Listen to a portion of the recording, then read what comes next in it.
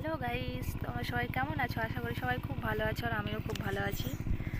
আমাদের দেখতে পাচ্ছ তো ওই গ্রামে বাড়ি, তাই মাঠে ধান তো তুলতেই হবে। কতটা করে জল বেঁধে আছে, এই জলে ধান তোলা হচ্ছে। তো তুলছি, কাদা খুব প্রচুর পরিমাণে। আমার অবস্থা পুরো মানে এই যে আমার যা আর আমি দুজনে মিলে বসে আছি।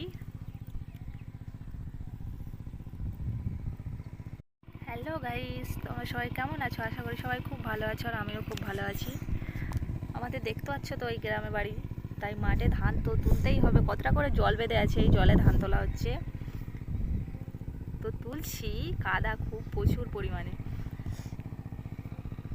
আমার অবস্থা পুরো মানে এই যে আমার যা আর আমি দুজনে মিলে বসে আছি।